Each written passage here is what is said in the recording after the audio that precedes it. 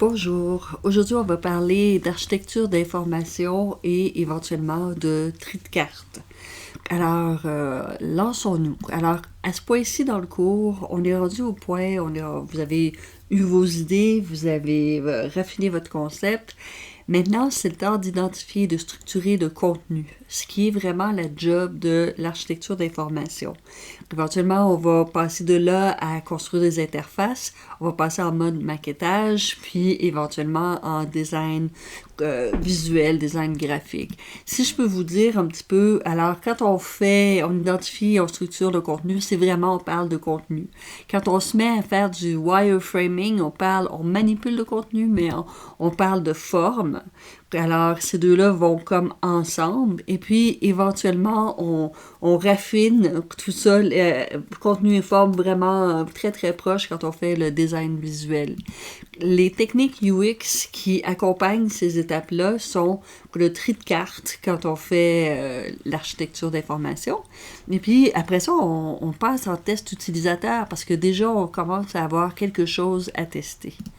Alors, parlons un peu d'architecture d'information. Bon, alors, Peter Morville nous dit que c'est des systèmes d'organisation, de recherche, de navigation qui aident les gens à accomplir des tâches, à trouver ce dont ils ont besoin, à comprendre ce qu'ils ont trouvé. Alors, c'est ça, l'architecture d'information. C'est de développer des systèmes d'organisation, de recherche, de navigation qui aident les gens. L'architecture d'information, c'est faire sens de la complexité. Puis là, les mots sont pas banals. Alors, faire sens. On va parler beaucoup de sens. La complexité, c'est quelque chose qu'on associe au contenu, alors, avec le sens qu'on y apporte, puis l'interprétation. Là, ici, on a une espèce de petite joke, où est-ce que, c'est pas une joke, en fait. On arrive, c'est tellement typique, on arrive devant un endroit, dans les épiceries, on est devant les confitures, il y a un rang de confitures qui manque. Qu'est-ce qu'on pense? Alors, les gens, certains vont se dire, c'est super, celui-là devait être le meilleur, quand on regarde le prix, c'est le plus cher, wow, il devait être super bon, je l'ai manqué. Alors que d'autres vont se dire, waouh, celui-là était trop cher, ils le tiennent plus. On ne sait pas, c'est pas clair. Tu sais, les deux se peuvent. Avec cet exemple-là que j'ai tiré du travail de Sans, en tout cas, de la petite citation ici au bas, ce qu'on voit, c'est un cas typique d'interprétation du sens qui peut aller d'un bord ou de l'autre. Et donc, quand on fait de l'architecture d'information, il faut se mettre dans la peau des utilisateurs, évidemment, pour essayer de minimiser les types de sens qui pourraient être associés à quelque chose qu'on met là. Si on regarde la petite équation contenu, sens, interprétation. Dans le contenu, ce qu'on veut dire, c'est les mots, les documents, les pages. Si on se réfère à notre petite image encore, on parle des pots, des confitures, des étagères, le prix. Quand on parle du sens, c'est des observations qu'on peut faire en tant qu'utilisateur à propos de quelque chose. Il manque un type de confiture. OK. Puis l'interprétation, c'est vers quoi on s'en va à partir de là. Alors, ce produit doit être populaire, ou bien ce produit n'est plus tenu par le magasin, ou bien n'importe quoi d'autre. Fait que ce qu'on veut faire, c'est organiser que ces trois choses-là, alors ce qu'on présente, comment les gens vont le lire et l'interpréter, ça aide dans le sens de ce qu'on veut communiquer. Ici, c'est intéressant, c'est comme citation par Abby Covert, qui est une super architecte d'information. Elle dit, l'information, c'est pas un objet fixe, c'est pas quelque chose de solide. C'est complètement subjectif. C'est ce qui est véhiculé ou représenté par un arrangement ou une séquence d'éléments particuliers. Donc, l'architecture d'information, ça va être au confluent du contenu, du contexte, de l'utilisation. Les types de questions qu'on se pose à propos du contenu, c'est quel type d'information? C'est quoi la pertinence de cette information face à notre utilisateur? Le contexte, c'est où l'utilisateur cherche-t-il cette information-là, quand, pourquoi, comment est-ce qu'il va interagir avec elle. Et puis, les questions d'utilisateur, c'est les questions qu'on connaît. Alors, qui consomme ce contenu? C'est quoi la valeur de ce contenu-là pour ces gens-là? Quelles sont leurs attentes, leurs idées préconçues face à ce contenu-là? L'architecture d'information, pourquoi est-ce que c'est si important? Pour les utilisateurs, en tout cas, nous autres, comme designers UX, on doit prendre en compte les croyances et les expériences existantes. Puis ça fait partie du début de l'architecture d'information. Après ça, si on regarde, il y a une question de contexte. Oui, c'est ça. On doit prendre en compte l'environnement et les situations dans lesquelles l'utilisateur interagit. Puis, donc, l'interprétation. C'est quoi l'intention derrière, qui comprennent derrière ça? Comment transmettre du sens à un utilisateur par le biais de l'arrangement et du séquençage? Fait que si on revient donc à notre petit trio, contenu, contexte, utilisateur, regardons un exemple. Et donc, ici, contenu, contexte utilisateur. Qu'est-ce qui se passe? Si je vous dis, OK, on s'en va à l'étage 14, avec quelle facilité est-ce que vous allez le trouver? Alors ça, c'est un cas où le contenu, le contexte et l'utilisateur, je ne sais pas à quoi ils ont pensé, là, mais ça ne fit pas.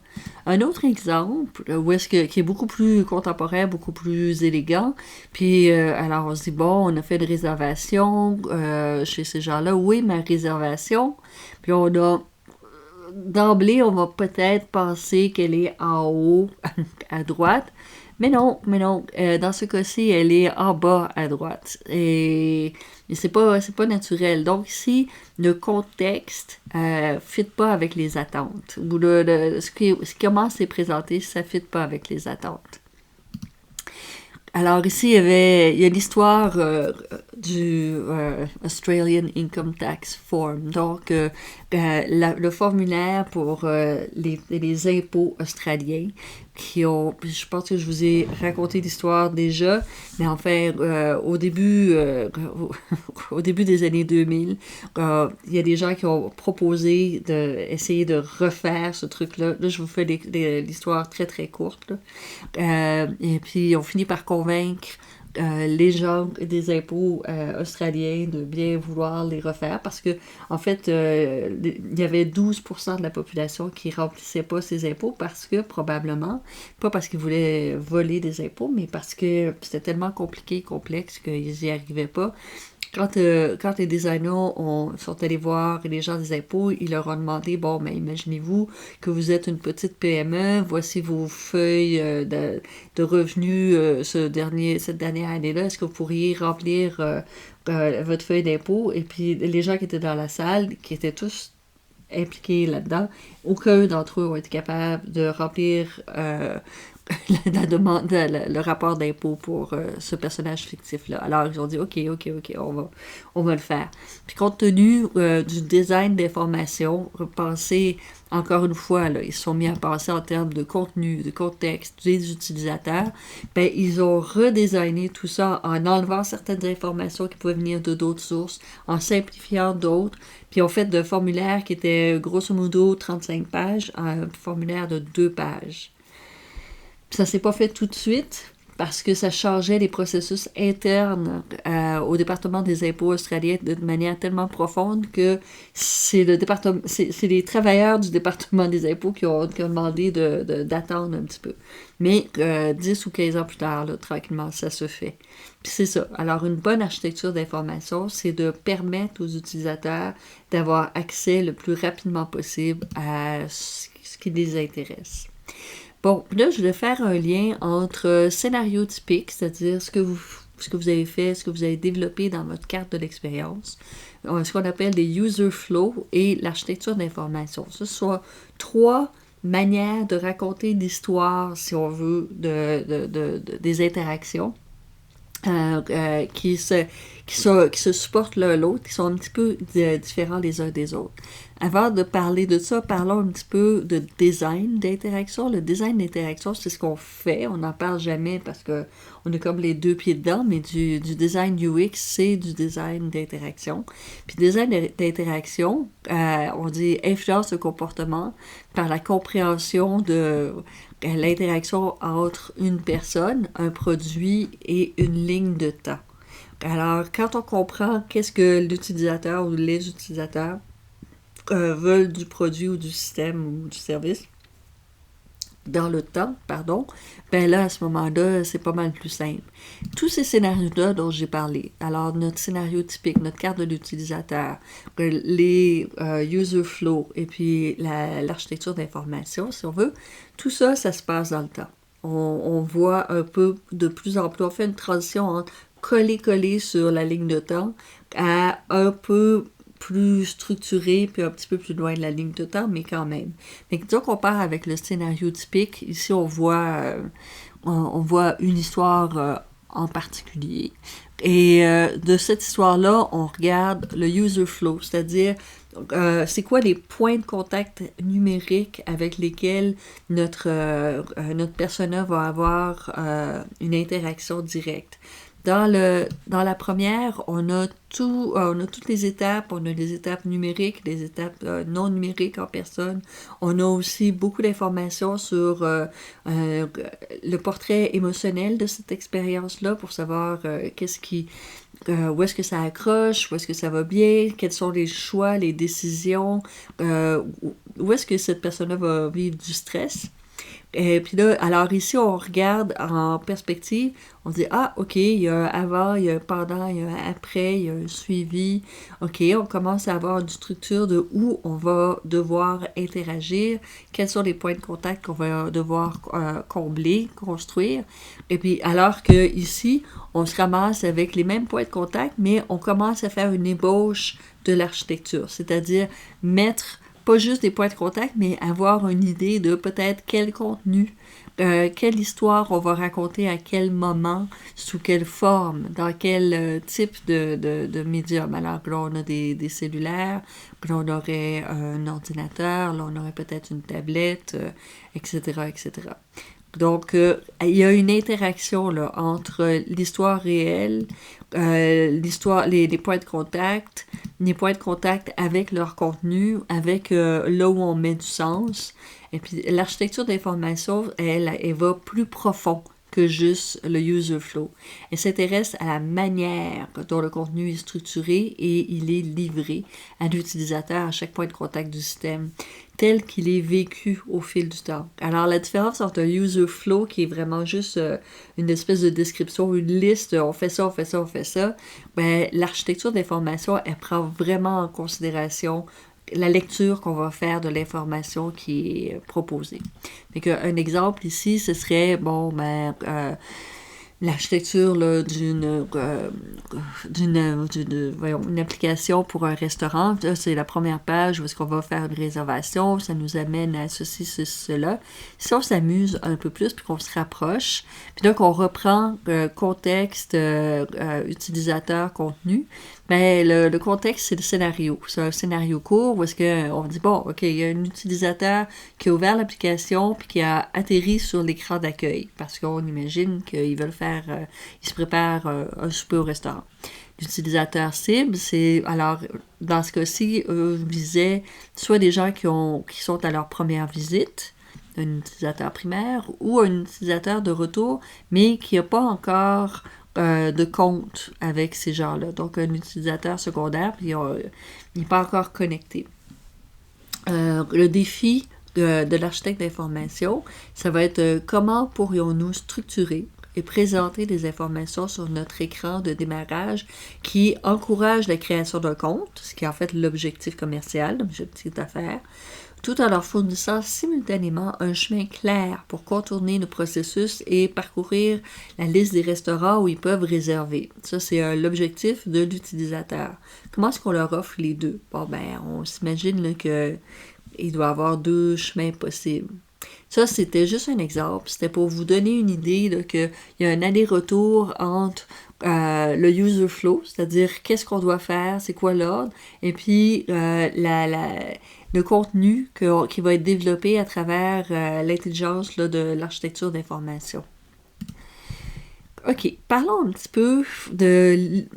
Tu sais, l'architecte d'information, c'est une spécialisation en soi. Et puis, dans cette spécialisation-là, il y a 3 niveaux, si on veut, d'information qu'ils manipulent. Puis ces niveaux-là, les architectes d'information les appellent l'ontologie, la taxonomie et la chorégraphie.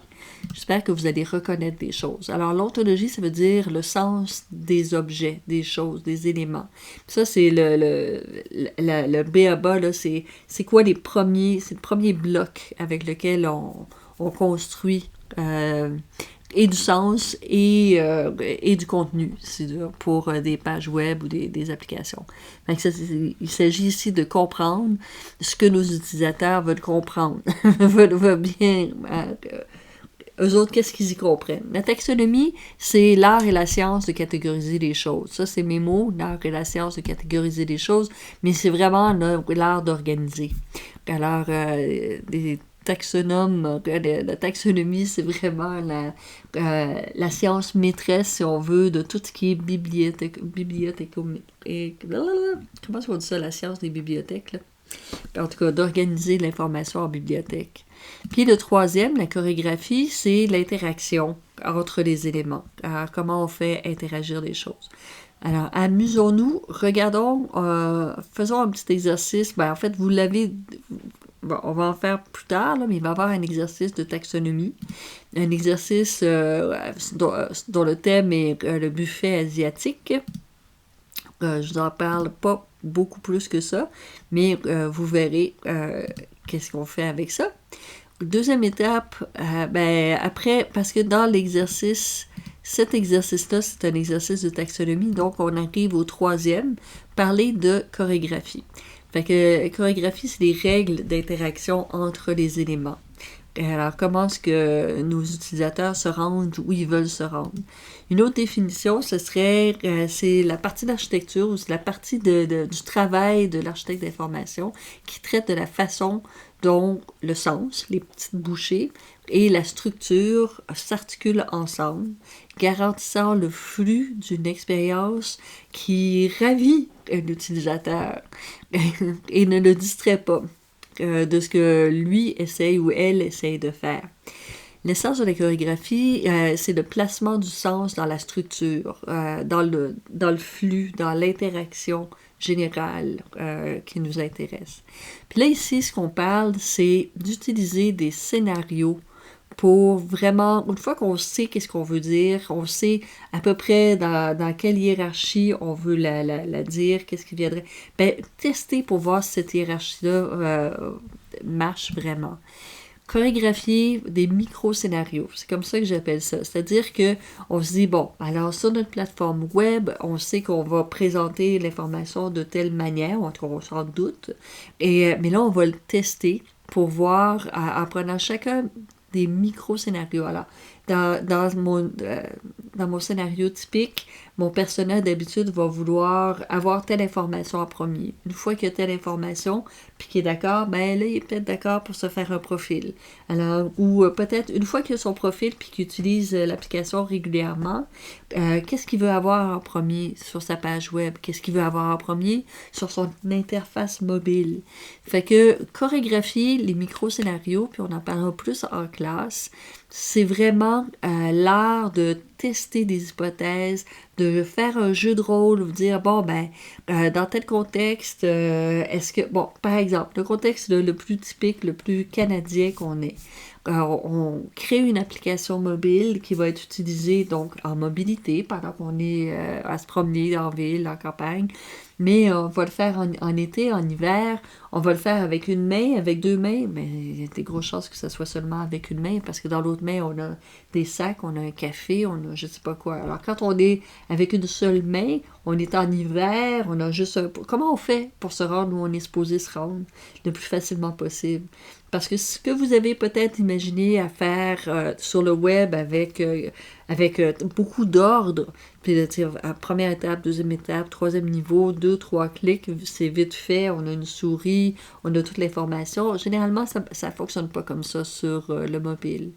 Alors, sur le mobile, posez-vous la question, comment est-ce qu'on fait pour amener le plus directement possible l'utilisateur là où il veut aller quand il utilise votre application de manière régulière. Fait que vous faites des jeux de rôle avec ça, vous le faites en équipe, vous le testez jusqu'à ce que vous ayez fait évoluer votre architecture d'information pour être la plus légère, la plus efficace possible.